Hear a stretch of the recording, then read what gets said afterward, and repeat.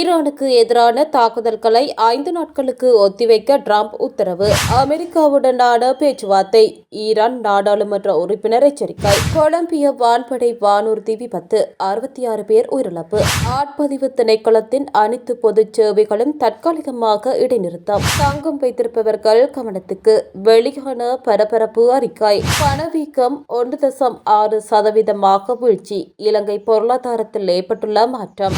மத்திய கிழக்கு போர்ச்சூழல் குறித்து இந்திய இலங்கை வெளியுறவு அமைச்சர்களிடையே பேச்சுவார்த்தை. புறப்பட்ட உடனேயே விபத்துக்குள்ளான விமானம். 80 ராணுவ வீரர்கள் உயிருக்கு ஆபத்தான நிலையில். மத்திய கிழக்கு போர்ச்சூழல் குறித்து இந்திய இலங்கை வெளியுறவு அமைச்சர்களிடையே பேச்சுவார்த்தை. மத்திய கிழக்கு போர்ச்சூழல் குறித்து இந்திய இலங்கை வெளியுறவு அமைச்சர்கள் தொலைபேசி வாயிலான பேச்சுவார்த்தையை நடத்தியுள்ளனர். இந்திய வெளியுறவுத்துறை அமைச்சர் எஸ். ஜெய்சங்கர் மற்றும் இலங்கை வெளியுறவு அமைச்சர் விஜித ஹேரத் ஆகியோருக்கிடையே மத்திய கிழக்கில் நிலவும் தற்போதைய போர்ச்சூழல் மற்றும் அதன் பிராந்திய தாக்கங்கள் குறித்தும் இந்த முக்கிய கலந்துரையாடல் இடம்பெற்றுள்ளது. மேற்கு ஆசியாவில் தொடர்ந்து அதிகரித்து வரும் மோதல்கள் மற்றும் அதனால் ஏற்படக்கூடிய விளைவுகள் குறித்து இரு அமைச்சர்களும் விரிவாக ஆராய்ந்தனர். இதன்போது இந்தியாவின் அண்டை நாடுகளுக்கு முதலிடம் என்ற கொள்கையின் கீழ் இலங்கையுடனான உறவை வலுப்படுத்துவதை ஜெய்சங்கர் மீண்டும் உறுதிப்படுத்தினார். பிராந்தியத்தில் உள்ள அனைவருக்கும் பாதுகாப்பு மற்றும் வளர்ச்சியை உறுதி செய்யும் இந்தியாவின் மகாசாகர் முன்னெடுப்பு குறித்தும் இதன்போது கலந்துரையாடப்பட்டது. இந்த உரையாடல் மிகவும் பயனுள்ளதாக அமைந்ததாக அமைச்சர் ஜெய்சங்கர் தனது சமூக ஊடக பதிவில் குறிப்பிட்டுள்ளார். பணவீக்கம் 1.6% வீழ்ச்சி. இலங்கை பொருளாதாரத்தில் ஏற்பட்டுள்ள மாற்றம். இலங்கையின் பணவீக்கம் 1.6% குறைந்தது. நுகர்வோர் விலைச்சுட்டனின்படி பிப்ரவரி மாதத்தில் இலங்கையின் பணவீக்கம் வீழ்ச்சியடைந்துள்ளது. அதன்படி கடந்த ஜனவரி மாதத்தில் 2.4% காணப்பட்ட நாட்டின் பணவீக்கம் பிப்ரவரி மாதத்தில் 1.6% குறைந்துள்ளதாக தொகை மதிப்பு மற்றும் புள்ளி விபர திணைக்களம் தெரிவித்துள்ளது. அதேபோல் ஜனவரி மாதத்தில் 3.4% இருந்த உணவு பிரிவின் பணவீக்கம் கடந்த மாதத்தில் 1.1% குறைந்துள்ளது. இருப்பினும் உணவு அல்லாத பிரிவின் வருடாந்த பணவீக்கம் 1.6% இருந்து 1.9% அதிகரித்துள்ளதாக தொகை மதிப்பு மற்றும் புள்ளி விபர திணைக்களம் மேலும் குறிப்பிட்டுள்ளது. புறப்பட்ட உடனேயே விபத்துக்குள்ளான விமானம். 80 ராணுவ வீரர்கள் உயிருக்கு ஆபத்தான நிலையில். கொலம்பியாவின் தெற்கு பகுதியில் இன்று ஏற்பட்ட ராணுவ போக்குவரத்து விமான விபத்தில் சுமார் 80க்கும் மேற்பட்ட படையினர் உயிரிழந்திருக்கலாம் என அந்நாட்டு ராணுவம் தெரிவித்துள்ளது. 2 படைப்பிரிவுகளை ஏற்றிச் சென்ற C-130 கெக்யூல்ஸ் வகை விமானம் எக்குவடோர் எல்லைக்கு அருகிலுள்ள பியூட்ரோ லெக்யூசாமோ பகுதியில் புறப்படும் நேரத்தில் விபத்துக்குள்ளாகியுள்ளது. இந்த விபத்தில் பலர் உயிரிழந்திருக்கலாம் என கொலம்பிய பாதுகாப்பு அமைச்சர் தெரிவித்துள்ளார். அந்நாட்டின் அரச ஒளிபரப்பு சேவை வெளியிட்ட காட்சிகளில் காடுகளால் சூழப்பட்ட பகுதியில் விமானத்தின் சேதமடைந்த பகுதி தீப்பற்றி எரிவது காணப்படுகிறது.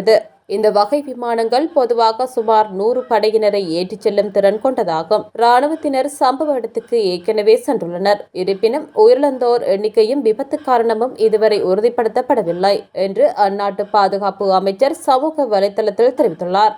இது நாட்டுக்கு மிகுந்த துயரமான நிகழ்வாகும். எங்கள் பிரார்த்தனைகள் சில நிம்மதியை அளிக்கட்டும் என்றும் அவர் குறிப்பிட்டுள்ளார். அமெரிக்காவுடனான பேச்சுவார்த்தை. ஈரான் நாடாளுமன்ற உறுப்பினர் எச்சரிக்கை. அமெரிக்காவுடன் எந்தவொரு பேச்சுவார்த்தையிலும் ஈடுபடுவதற்கு முன்பாக ஈரானிய அதிகாரிகள் விவேகமாக சிந்திக்க வேண்டும் என்று ஈரான் நாடாளுமன்றத்தின் தேசிய பாதுகாப்பு மற்றும் வெளியுறவு கொள்கை குழுவின் உறுப்பினர் இஸ்மாயில் கோப்சாரி எச்சரிக்கை விடுத்துள்ளார். இதுகுறித்து பார்ஸ் செய்தி நிறுவனம் வெளியிட்டுள்ள செய்தியில், அமைதி பேச்சுவார்த்தைகள் முன்னெடுக்கப்பட்ட காலப்பகுதியிலேயே டெஹ்ரான் மீது வாஷிங்டன் தாக்குதல்களை நடத்திய வரலாற்றை அவர் சுட்டிக்காட்டியுள்ளதாக தெரிவிக்கப்பட்டுள்ளது. பேச்சுவார்த்தைகள் குறித்து அவர்கள் பொய் சொல்வது இது முதல் முறையல்ல என்று கோவ்சாரி தெரிவித்துள்ளார். மேலும் டொனால்ட் ட்ரம்ப் மற்றும் நெதன்யாகு போன்றவர்கள் இயல்பாகவே பொய்யர்கள் என்றும் மக்களிடையே பிளவுகளை விதைப்பதே அவர்களின் நோக்கம் என்றும் அவர் விமர்சித்துள்ளார். மேலும் ஈரான் ராணுவத்தில் மேஜர் ஜெனரலாகவும் பதவி வகிக்கும் அவர் அதிகாரிகள் மீது மக்களுக்கு சந்தேகத்தை ஏற்படுத்தவும் உண்மையில் எந்த முன்னேற்றமும் இல்லாத போது ஏதோ சாதிக்கப்பட்டது போன்ற பிம்பத்தை உருவாக்கவும் அவர்கள் முயல்கிறார்கள் என்று குறிப்பிட்டுள்ளார். ஈரானுக்கு எதிரான தாக்குதல்களை 5 நாட்களுக்கு ஒத்திவைக்க டிரம்ப் உத்தரவு.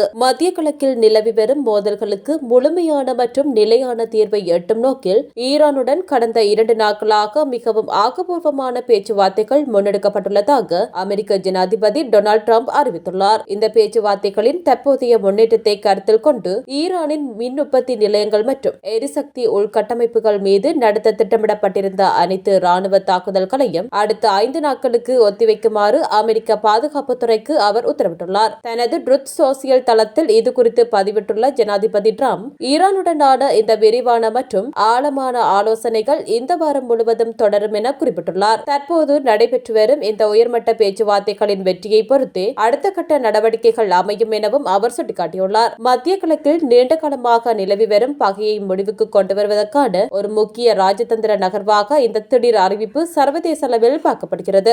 ஆட்பதிவு திணைக்களத்தின் அனைத்து பொதுச் சேவைகளும் தற்காலிகமாக இடைநிறுத்தம். ஆட்பதிவு திணைக்களத்தின் அனைத்து பொதுச் சேவைகளும் இன்று தற்காலிகமாக இடைநிறுத்தப்பட்டுள்ளன. கணினி கட்டமைப்பில் ஏற்பட்டுள்ள திடீர் தொழில்நுட்ப கோளாறு காரணமாக சேவைகள் இடைநிறுத்தப்பட்டுள்ளதாக தெரிவிக்கப்பட்டுள்ளது.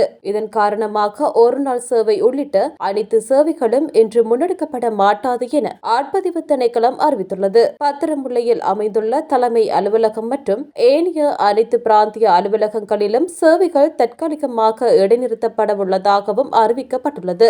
எனவே தேவையற்ற வகையில் பொதுமக்கள் எவரும் தலைமை மற்றும் அனைத்து பிராந்திய அலுவலகங்களுக்கும் வருகை தர வேண்டாம் என ஆட்பதிவு திணைக்களம் கோரிக்கை விடுத்துள்ளது. கொலம்பிய வான்படை வானூர்தி விபத்து, 66 பேர் உயிரிழப்பு. கொலம்பிய வான்படைக்கு சொந்தமான C-130 ஹெர்குலிஸ் ரக போக்குவரத்து வானூர்தி விபத்துக்குள்ளானதில் உயிரிழந்தவர்களின் எண்ணிக்கை 66ஆக அதிகரித்துள்ளதாக சர்வதேச ஊடகங்கள் உறுதிப்படுத்தியுள்ளன.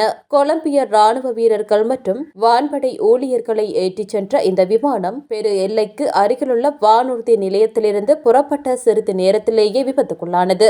மீட்பு பணிகளின் போது இதுவரை 66 பேரின் உடல்கள் கண்டெடுக்கப்பட்டுள்ளதாக தெரிவிக்கப்பட்டுள்ளது. குறித்த வானூர்தியில் 114 பயணிகளும் 11 பணியாளர்களும் இருந்ததாக கொலம்பியா வான்படை தரப்புகள் கூறியதாக சர்வதேச ஊடகங்கள் செய்தி வெளியிட்டுள்ளன. தங்கம் வைத்திருப்பவர்கள் கவனத்துக்கு. வெளியான பரபரப்பு அறிக்கை. ஆயிரக்கணக்கான ஆண்டுகளாக தங்கம் ஒரு நாணயமாகவும் செல்வத்தை சேமிக்கும் ஒரு முக்கிய கருவியாகவும் பயன்படுத்தப்பட்டு வருகிறது. உலக தங்க சபையின் கணிப்புப்படி மனித வரலாற்றில் இதுவரை சுமார் 219,880 டன்கள் தங்கம் அகழ்ந்தெடுக்கப்பட்டுள்ளது. நேற்றைய நிலவரப்படி ஒரு அவுன்ஸ் தங்கம் சுமார் $454 உள்ளது. ஒருவேளை அனைத்து முதலீட்டாளர்களும் நாளை தங்களது தங்கத்தை விற்க முற்பட்டால் அது வரலாற்றின் மிகப்பெரிய பொருளாதார அதிர்ச்சியை உருவாக்கும் என சர்வதேச ஊடகங்கள் செய்தி வெளியிட்டுள்ளன.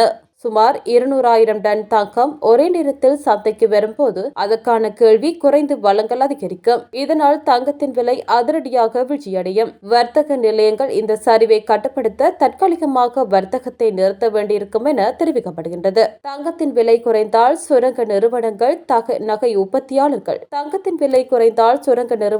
நகை உற்பத்தியாளர்கள் மற்றும் மின்னணு சாதன தயாரிப்பு நிறுவனங்கள் பெரும் பாதிப்புக்குள்ளாகும் என்பது குறிப்பிடத்தக்கது.